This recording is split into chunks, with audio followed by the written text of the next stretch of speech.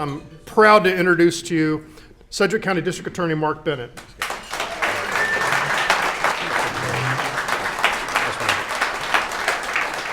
So I was asked to speak today about sort of the current status of the criminal justice system in Sedgwick County. Just give you some updates. So I'll talk about a few topics here primarily. I still get asked sometimes about the backlog coming out of COVID, and so I thought I'd start there and give you all an update on what we're doing and how we've gotten to the point we are now coming out of COVID. Give you some statistics. I think that probably tends to give you more of an idea of what's going on than just anecdotes, and give you one or two examples or try to give you some sense of what's happening statistically in the state and in the county. Talk about some trends that we're facing right now and really where we're headed, I think. And then I'll give you some final thoughts about some other issues that I think are going to be on the agenda. And I say that in a general sense. The agenda, whether that's in DC or in Topeka or in Wichita, other issues that are going to have to be attended to by the criminal justice system locally. So we'll start with the backlog. Simple, what I could have said here is there really isn't one at this point. But let me back up just a sense to tell you what I'm even talking about here. Coming into March of 2020, I was over at Hutchinson driving home from a 3A state girls basketball tournament. My daughters went to Cheney and they were in that tournament. And I was driving home and heard that they had just canceled the Big 12 basketball tournament. I thought, this is getting serious. And as everybody knows, over the next few months, everything shut down, including the courthouse. And while that's, I'm not going to rehash what happened, the net effect was that we had a lot of cases that could not move through the system. And so things slowed down. In addition, then, as cases, each attorney continues to get more cases and they can't resolve them, they just take more on. We had a hard time both locally and nationally finding defense attorneys who were able to take on more and more cases. They got to the point they said, I've got 80 cases right now. I'm done. I can't take any more, ethically. And so we really got to the point where we were struggling. And so we didn't file we held cases back. We weren't filing non-violent cases. We were only filing the murders and the rapes and things like that for a time. Anyway, things backed up. It was not good. But as you can tell, standing here today, the only year that we really got anything, we're 87% of last year's cases are resolved at this point. We're about half of the cases filed in 2025 are resolved. So that's not a backlog, that's just normal course of business. So the question is, how did we do that? Why is it that we are not facing backlogs that are still troubling other jurisdictions around the country? There's a couple answers to that. One, I don't have a slide, I'll just tell you, and that is that our judges in Sedgwick County took a different view of things than many did around the state and around the country. And so in March of that year, things shut down. I think it was the 17th or 18th. By, what would that be, Memorial Day, our judges said, yeah, we're done. We're not doing this anymore. And we started coming back into the courthouse. Some of you remember those videos on television we called it the hockey rink. We had plastic walls all over the courtrooms decked out so we could, and whether it was necessary or not doesn't matter. The point is we got approval so we could do it, so we could have court. And we had our first jury trial in September of that year, which I'm pretty sure is 6-8 months, maybe a year faster than anyone else in the state, and certainly more than the region. So we had a courthouse that refused to shut down, and our judges said we're going to be open for the people's business. So that was one thing. But there's also been a couple of other things that have taken place. One is, over the course of the last 12, 13 years, I have been here to speak. And early on, I talked about a concept we put together. We called it the IAD docket, which was the initial assessment docket. We don't do that anymore, but it's turned into what we've referred to as the resolution docket. And what we recognized coming out of COVID was we had a lot of cases. We did not have enough attorneys to handle them. We did not have enough days in the weeks in the year to handle non-violent, just serious cases, but non-violent cases. And so rather than treat garage burglaries like murders and competing for the same time in front of judges, We thought, let's have a special docket for those. And so that's what we did. Now, to do that, I can't just deem it so. I'm the DA, let's make it happen, snap my fingers. You have to work with the courts, and you have to work with the defense bar. You got to have a dance partner. And so I asked, and we communicated and found a firm here in town who is willing to take this on. And so they have made it their practice that they are in court every day on this docket. And I have then people who are set aside doing this docket only. And we have a judge. It's been different people going through a rotation, but a judge who's dedicated to this docket. And you can tell from the numbers over the last 34 months. So it went into effect in late January of 23. So this January will mark 3 full years. We're not quite there, so 34 months. And over the last 34 months, we have resolved 2,023 cases off that one docket. And that's interesting. Why is that worth a slide? Well, let's think about what that means then. Those 2,000 cases were not on Judge Smith's docket, or the other 9 judges assigned to criminal. So you think over the course of that last 3 years, then those 10 judges who do the standard fare for the criminal docket, they're not dealing with all those low-level crimes. They can say the murder case is taking precedence, the rape case is taking precedence. The ones that are going to trial are not going to compete for time in front of a judge with burglaries and drug possessions and cases that are serious and deserve their time in court and need to be attended to, but they're not going to compete with court time, number one. Number two, I have a finite, limited number of resources. I have a county commission who is very generous and has taken care of us, and I have a great working relationship with them. But I can't go to them and say, I need 10, 12 more attorneys every year. And so what I've done is I have managed to handle these 2,000 cases with 2 FTEs, full-time employees, 2. If I had just given these between attorneys, it would have been 5, 10 a year. And so we're trying to be more efficient with our time, with our resources. We can focus our attention on the cases that the community expects us to handle. And then there's one other final thing that I'm particularly pleased with this docket and why I don't believe it. It was initially thought it might be a temporary docket. And I've told Judge Gehring, who's our chief administrative judge, I really can't imagine a scenario ever where this docket goes away because it does a number of things. It's a more efficient way to handle the court system. It allows other judges to focus on the things they need to focus on. It's efficient because it doesn't require as many full-time employees, at least in the attorney ranks, for my office. But it does one other thing, and that is it gets people into the system on low-level crimes quicker.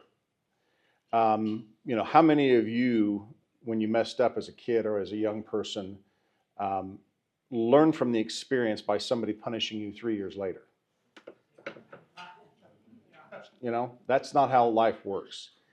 Bring you into the system, bring you into the principal's office, your parents, or whatever, before the judge, a day or two later, a week or two later, you're going to get better results. And one of the things we've done in this docket is try to incentivize success. If you want to mess around and be on probation and screw around and not pay things, we can attend to you and revoke your probation and we'll deal with you.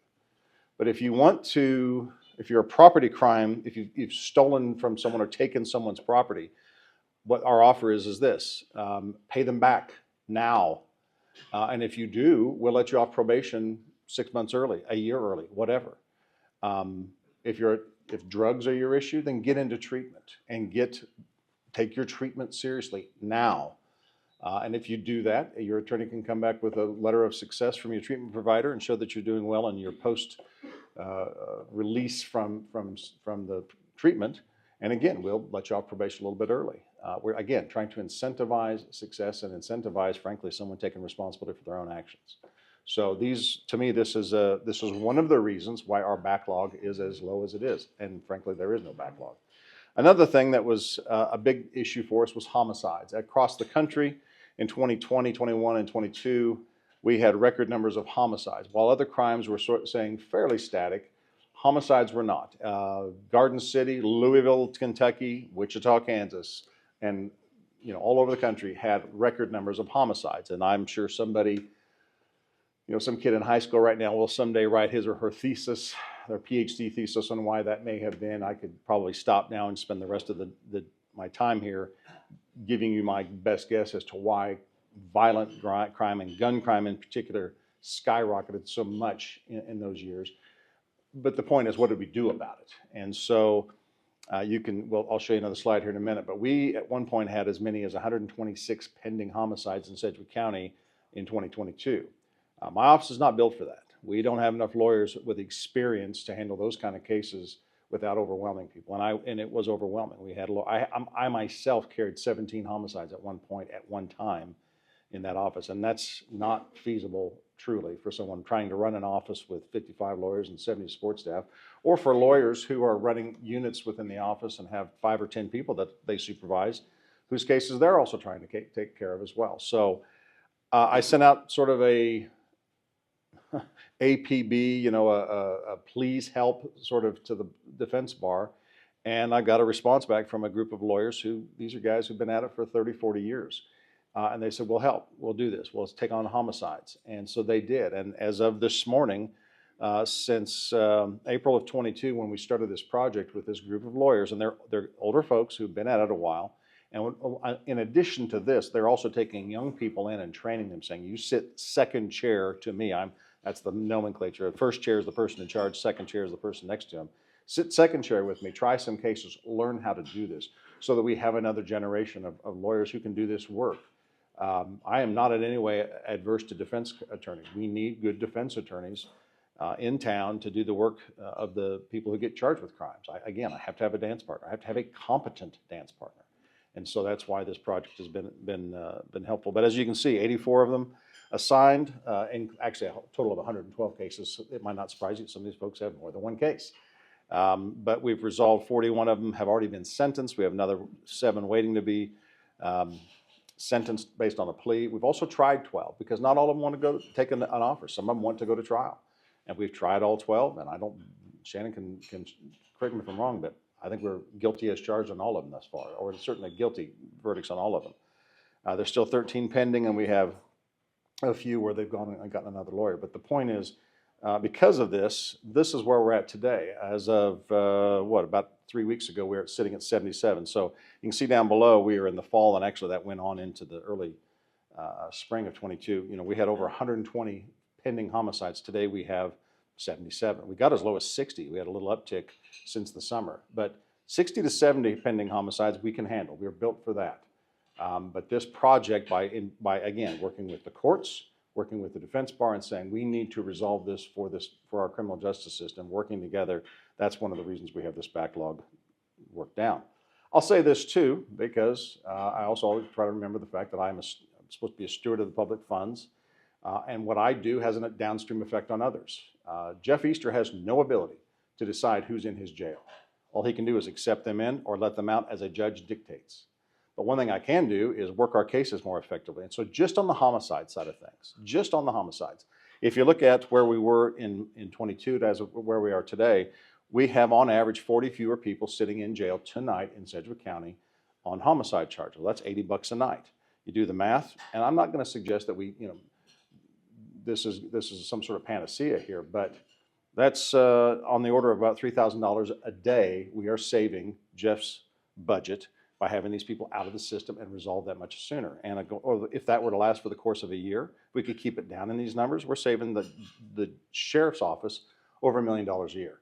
So again, that's just by focusing on this, working with others, sitting down at the table and going, would you work with me?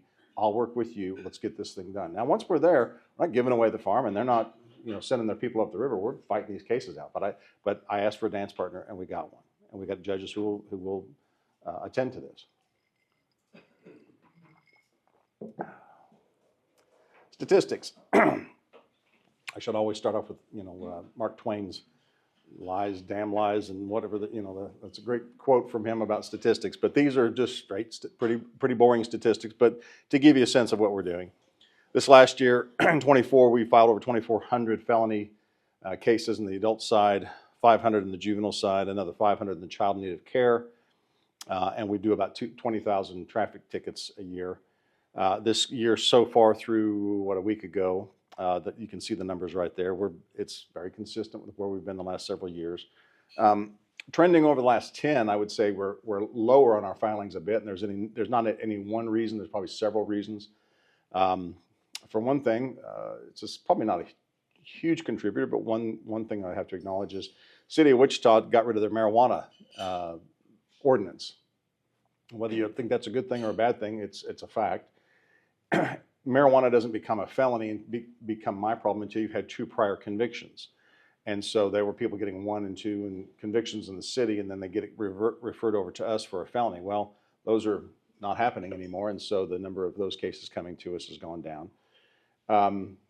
I think there's, like I said, there's probably 10 or 15 reasons why this would be. Just a couple of them, though, are that. And then the other one that jumps out is talking to a guy who I went to law school with, and he has done defense work for a number of years. And I said, well, how's business? And he said, well, lousy. And I said, how come? He said, DUI defense is what he did forever. And I said, what's wrong?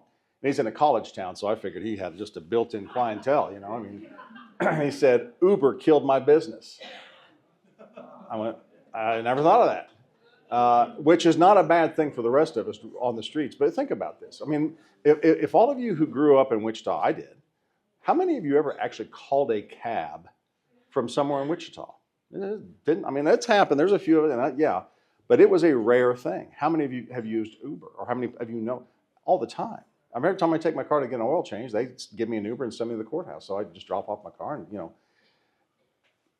So maybe that's not a bad thing. But as a result, we file very few DUIs anymore because there's just not that many people who commit those crimes because they have other alternatives, which is, again, a good thing. So a lot of reasons for the lower numbers, but we're still filing a clip of about 2,500 felonies a year and dealing with the issues we're dealing with. Just to give you a sense of the state, where we stand in the state, in fiscal 24, the state always does theirs in a fiscal year as opposed to a calendar year. We had 11,000 criminal cases that led to a felony sentence in front of a judge in somewhere in one of the 105 counties in the state.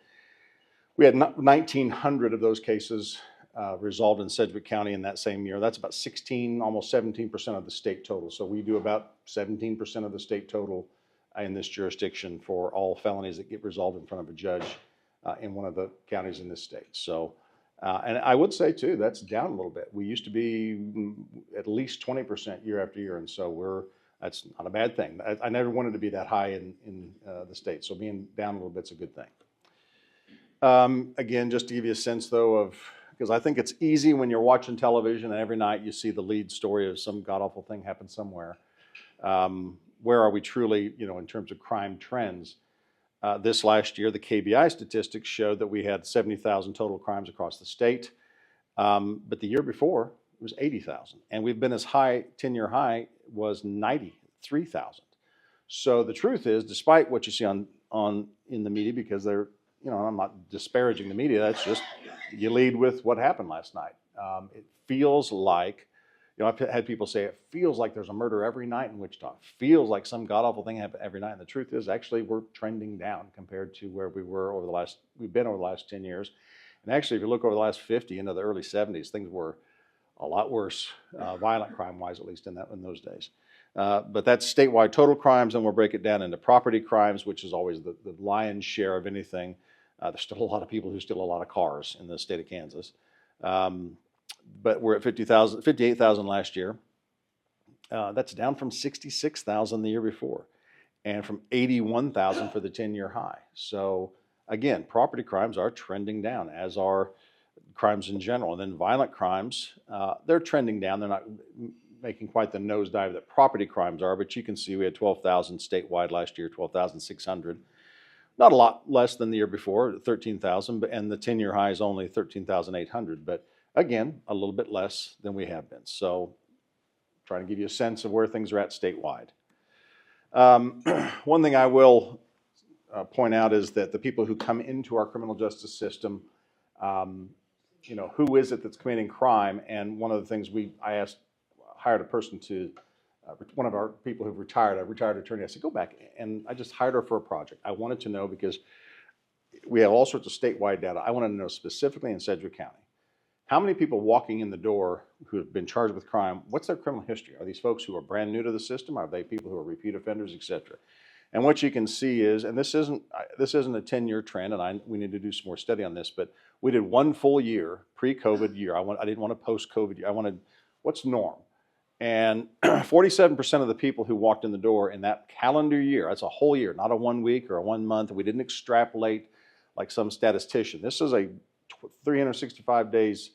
Cases charged, the people who were charged in those days, what was their criminal history? 47% of them walked in the door with at least one prior person felony conviction. 26% were an A or a B, which doesn't mean anything to you, but it means they have a lot of criminal history. And 70% had at least one felony conviction. So 7 out of 10 people walking in the door are folks we have seen before. And so that's something we need to attend to and try to address as we move forward. Other trends. So I showed you the homicides. This gives you a sense of where things are at. And again, you can note in 2020, we had 61, our all-time record, 50 the year after that. And we're back down into areas that are a little bit closer to the norm. But this is the one that bothers me, this last column here. So what I did was compare to, and I get this 56 number from Steve Stonehouse, who's the chair of our community corrections here in Sedgwick County, and he is in charge of probation and the juvenile system as well. And the number of kids that have been booked into what we call JIAC, or the Juvenile Intake Assessment Center, over these years, who were booked in on homicide charges, meaning they've committed a homicide. What are our numbers? The number is 56 just in Sedgwick County. Now you can look at other counties, and I didn't have their juvenile numbers, I just had their total numbers. So for instance, Reno County had, in that same period of time, 11 homicides, writ large, adults, juveniles, whatever. This isn't broken down, it's just total homicides. Johnson County, who has over 600,000 people now, they have more population than Sedgwick County, had 89, so total homicides. We had 56 just committed by juveniles, so our juvenile homicides almost equal the number of homicides that took place in Johnson County total during that same period of time. And then you can compare us to Shawnee County, Wyandotte County, and then Sedgwick is here. And so that's troubling to me, that juveniles are out there committing these kinds of crimes. I think there's any number of reasons for it, not the least of which is the juvenile brain isn't as developed, and they're not risk averse. They don't think things through. If you get mad at me, I get mad at you. I'm ready to throw down, etc. None of this is a mystery to anybody in the room. We all grew up. We all saw fights in the hallway in high school and that sort of thing. The difference now, though, is instead of going, oh yeah, and throwing fists, people are grabbing guns. And there's any number of reasons for that. Again, I could stop right now and spend the rest of the time talking about guns and kids' access to them, etc. One thing I would say is each of our police chiefs over the last several years have made a point of encouraging gun owners to please do not leave your guns in unlocked cars or unlocked garages. The number of guns that get stolen and end up in the hands of people, kids, is staggering. And so, I'm sure a lot of you folks own guns or know people who do. I just encourage all of you to make sure if responsible gun ownership starts with the word responsible. Be responsible for your weapon.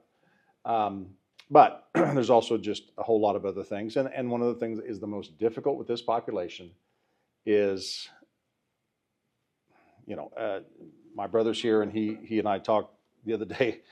I saw a kid, and maybe I've told this story before here, if I have, indulge me for just a second, but I saw a kid one time in a football field who got kicked off, he got in trouble, and the ref threw a flag, and he threw his helmet, and they threw him out of the game. And as he threw his helmet and threw a fit and stomped off to the sidelines, my wife was sitting next to me, and she said, "What would your dad have done if you had thrown your football helmet?" And that, and I said, my dad would have been sprinting down to the field to stop my grandfather from beating my butt in front of God and everybody, because he would have, because he was at every game. And so was my mom's dad. And so were my uncles. I had at least 5 grown men standing there watching me going, seriously, I had something to live up to. I had someone to let down. Do not underestimate the power of that. And do not underestimate the power of looking in the stands and seeing no one. And when these kids have no one to show them how to behave, other than the guys on the street, That's a hell of a thing, and it's a lot for the criminal justice system to try to overcome. And it's a lot for the education system to try to overcome. These are not easy issues or easy answers. So anyway, but lastly here, we've got also kids who are arrested or booked through JIAC, and this is just Sedgwick County numbers, who are booked for gun charges, not homicides, just having a gun on them when they're committing crimes. And you can see the numbers. One thing you'll notice, 2014, there was 15. 2015, there was 14. 2016, there were 13. And then 2017, it jumped to 48. And the number has just taken off ever since. What happened in 2016? I'm not going to belabor the point, but Senate Bill 367, which many, if you pay attention to these things, will know was a bill to amend the juvenile justice system in Kansas and lower the penalties and try to get these kids off into the foster care system as opposed to the juvenile correction system. And I'm not going to be so hyperbolic as to say that that's the reason for this and that bad legislation, but I will say I didn't make this up. These numbers, something happened in that year, and I think it's a number of things, to be candid. But that bill has been an issue for us in Sedgwick County. So, other issues, other trends that we're dealing with. Discovery, I have an obligation to provide to the defense counsel, vicariously the defendant, the discovery, all the police reports, all the acts on body cameras, all of the everything that the cops gather whenever I charge someone with a crime. If I say you committed a burglary, I have to produce everything to you and your counsel that tells me that leads me to believe you committed the crime. I'm also constitutionally obligated to provide everything to you that might either mitigate your culpability or your sentence. And so we have to turn it all over. I'll give you TB. TB is a terabyte. I will defer to other people smarter than me to define for you what a terabyte is, but it's a hell of a lot of data. I'll say that. First time I heard that term, I was like, what's a terabyte? I heard a new one. Petabyte, I think, something like that, or I don't know. Say again? Hexabyte, maybe. Yeah, I mean, we're talking big numbers of data here that we're having to deal with and turn over and process and get to the defense, and you just see the trends. And I want to point out that one of the things we're doing here, the only way I know to do this, to continue to handle the volume that we're getting, is to hire more people, which means more of a tab for the county, more of a tab for the taxpayers. And instead, what we're trying to do, and the county has at least approved the process, we still have to go to a vote, but we've got a new software we've been looking for and found one that's going to allow us to handle this volume of discovery in a more efficient manner without hiring any more people. And so this is kind of I said a moment ago, there's no panacea. This is kind of a panacea for us. This is a major step forward for us in the handling of this discovery. And I really think it's going to make some of my lawyers' jobs much more manageable. There was a day, I started off in the office in 1997, and I'd walk in. Every Thursday was the jury trial call, and I'd stand outside of the office of the person who was in charge of the jury trial calendar in our office. I go, anything for me to do? Because I was young and eager and stupid and would do anything. And they go, here, hand me a file. I'd take it home. It was that thick. I'd read it, and Monday I'd try the case. Today, I've had cases with as many as 500,000 pages of discovery. 25, 30,000 is not uncommon, and 1 to 2 to 3, 4,000 is standard fare. And so you cannot get a file and take it home of an evening and be ready the next day. And neither can defense counsel. And this software we're getting is going to put us in a position where we can help prioritize and make things. Something just real quick, body cameras. 40 cops show up at a homicide scene and they're standing there, and you go secure the area, you guys put up evidence tape, and you 10 over here go knock on every door. They're all there for an hour and a half. That's 40 times an hour and a half, how many minutes that is.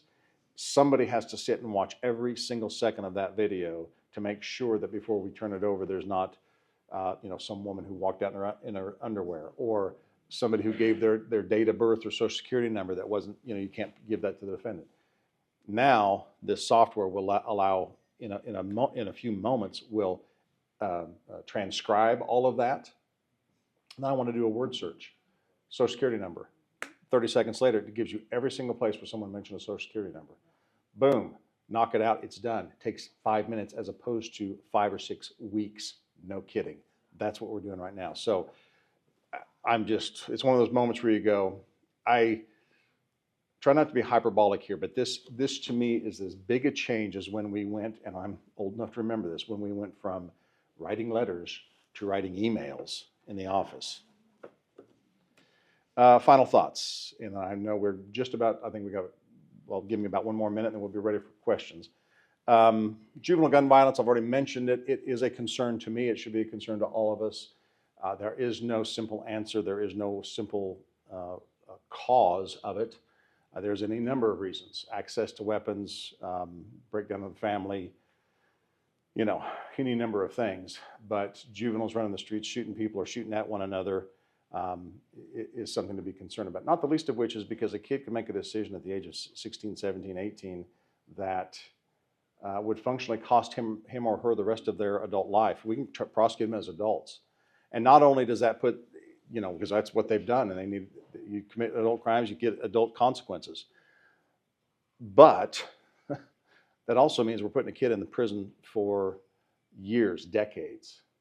And I'm not suggesting we shouldn't, but number one, it's costing every one of us $30,000 a year-ish. And then when that kid gets out at some point, 20, 30 years later, they're going to walk out having left society at 16 with not one measurable skill. And we're going to say, okay, now you're out. You're at 55. Now go do something with your life. Man, what an opportunity loss for that family, that kid, everybody in his circle, and for all the rest of us. So it's not just a matter of adequately punishing. It's also a matter of taking stock societally and asking, what's the cost of that? Not just monetarily, but in larger sense. Last thing is marijuana legalization, and again, we could spend the rest of the day talking about this. I'll just say this. There's, you know, the day of some level, I said legalization because I don't know what that's going to mean here. I think there's a point coming where we're probably going to have some level of legalization. When people ask me what I think of it, my answer is, if I told you that I loved it or hated it, I'm not going to convince a single person in this room that marijuana is good or bad who doesn't already have an opinion about it. That's not the point. The point is, if we're going to do something, this notion of just legalize it and tax the hell out of it is hubris. Where they've tried to do that, I mean, this sounds insane for me to say this. Oklahoma, the number one place, or the biggest operator in the Oklahoma marijuana industry right now is the Chinese mafia. And you go, okay, conspiracy theorist. No, this is coming from I think it was Slate or ProPublica, one of these, they did a 3-part series on this. When you just legalize something, then the cops are done. It's legal. The cops can't do anything. And so then the black market moves in. 80% of the weed sold in California is on the black market. People who spent money to buy these dispensaries and brick and mortar buildings and say they're going to do it right are competing with guys who are selling it out of the back of vans.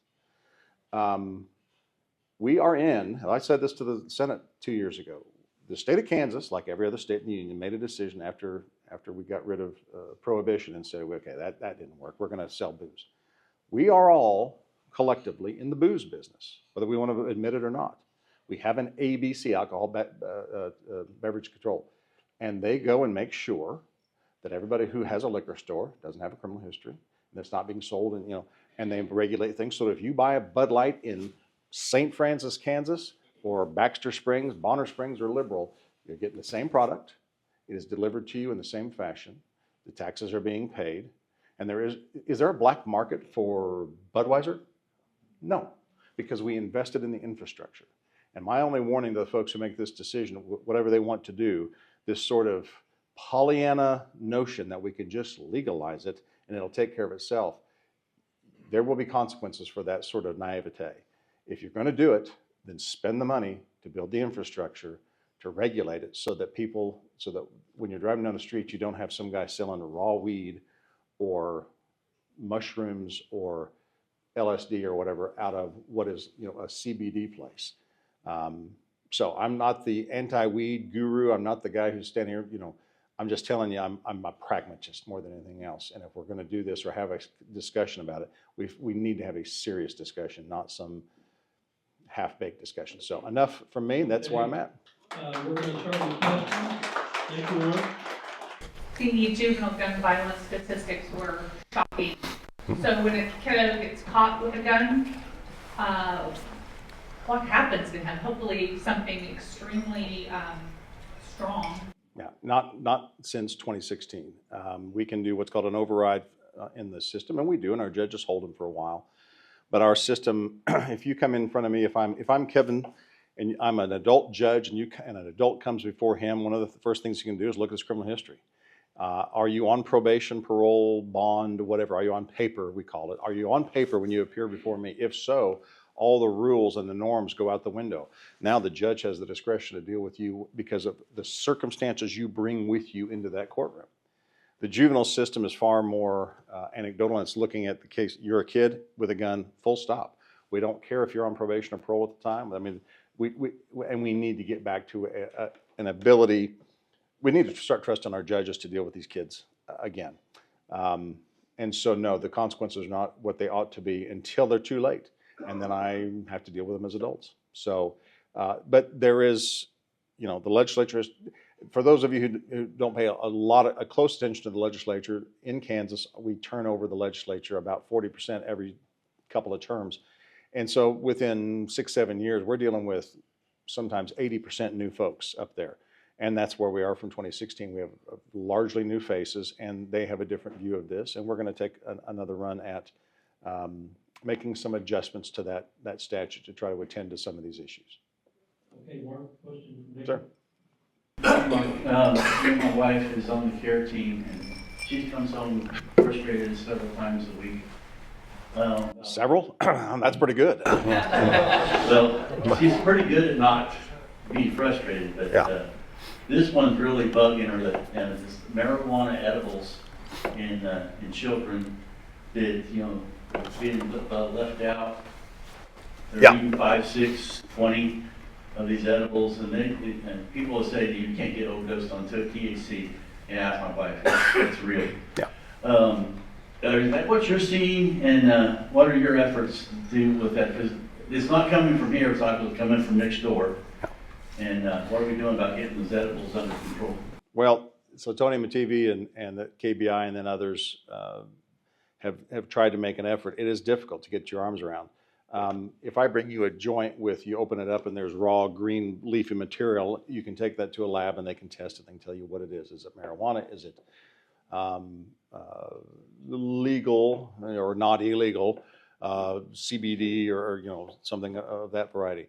Gummies are difficult. There's not a testing mechanism in most of the labs to test what a gummy's concentration is. And so someone can tell you it's CBD and it's only 0.03 or 1/3 of 1% is what the Hemp Act says is. Anything less than that's legal. I can tell you that we haven't tested anything coming out of any of these businesses. It's less than 18%. And the reason it's 18% is because that's as high as the machines go. I don't know what it is. So here's a reality.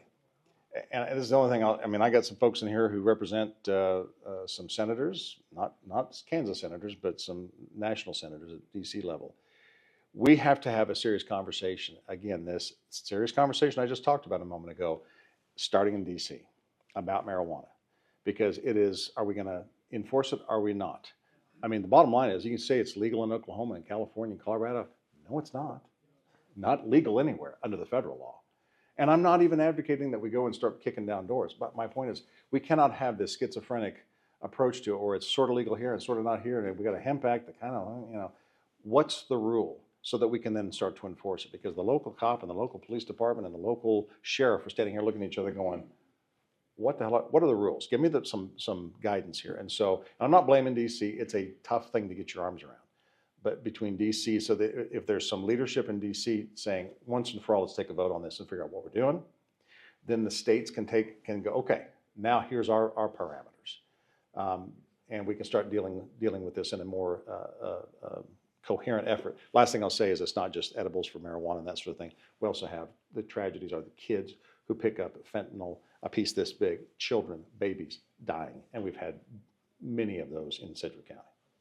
Okay, Mark, question right here from Kansas? So talking about juvenile crime and also when we're talking about marijuana, there was a mother that brought her child into the hospital, the 2-year-old, and she had the smell of marijuana on her while she was breastfeeding a newborn.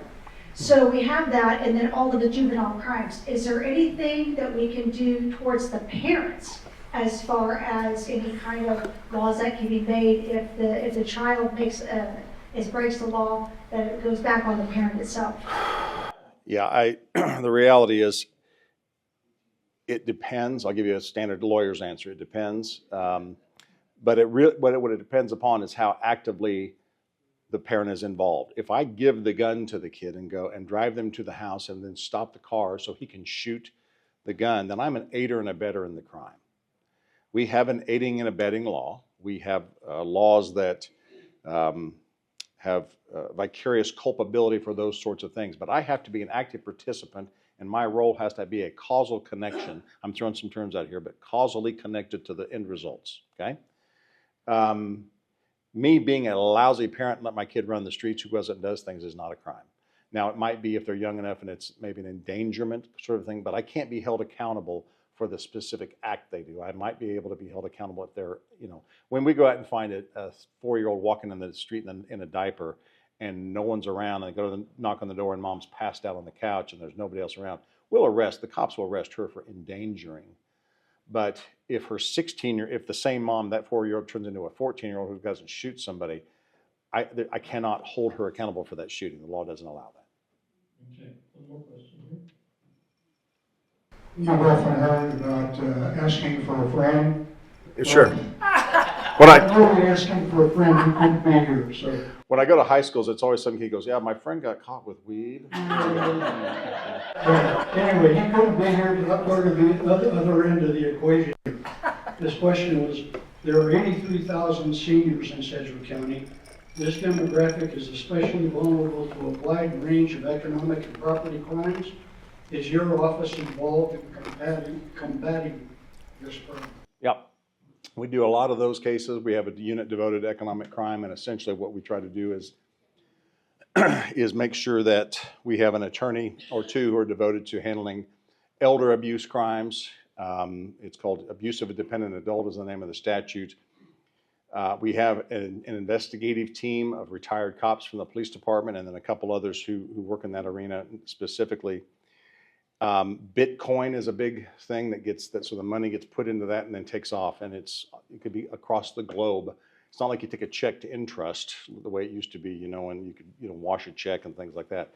Now it's digitally handled, and we have people who have expertise in that. So yeah, we do a lot of that. We also go to a lot of senior expos trying to warn people about things. We do a lot of scam alerts to say when you get a call from the IRS or the sheriff or an ICE agent or anyone who says you are late to jury duty, you didn't pay a traffic ticket, I've got your grandson in a Mexican jail, any of these sorts of things, and you didn't pay your taxes, you missed the taxes in 2016, and you need to pay me money right now.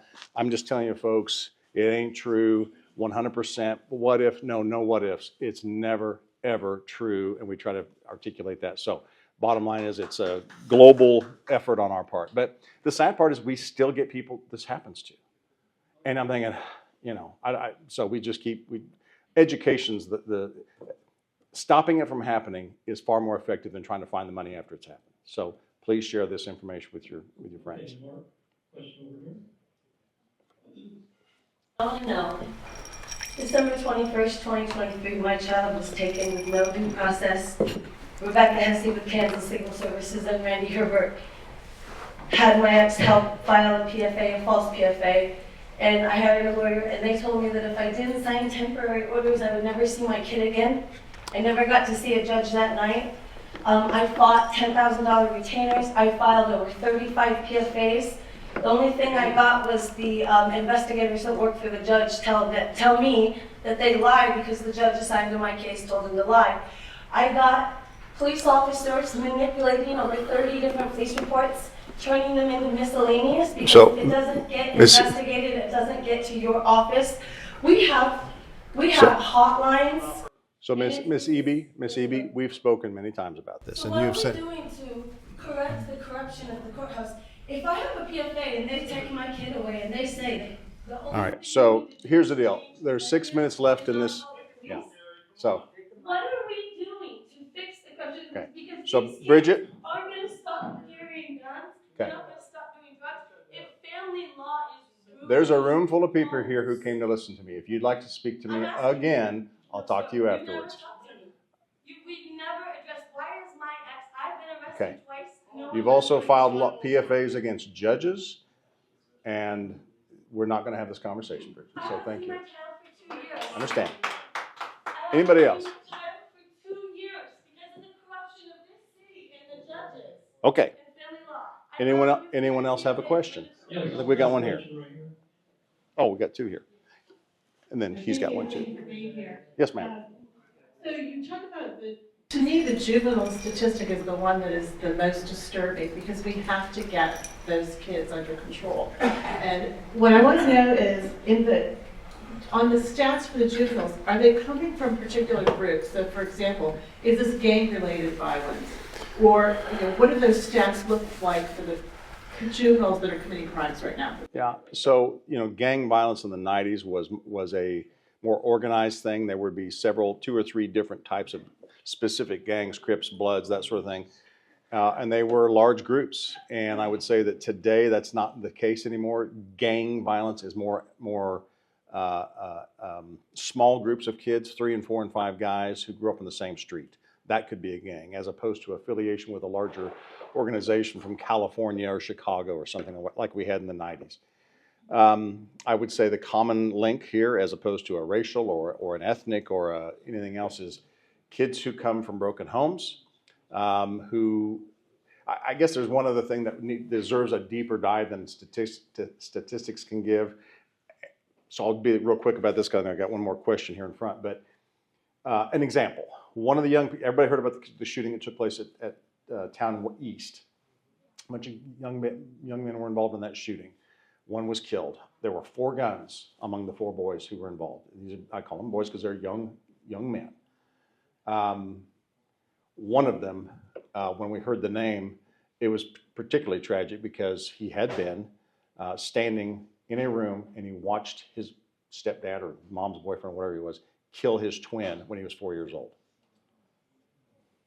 And then here he is 13 years later in the Town East in a fist fight that should have been a fist fight if anything, and guns are drawn.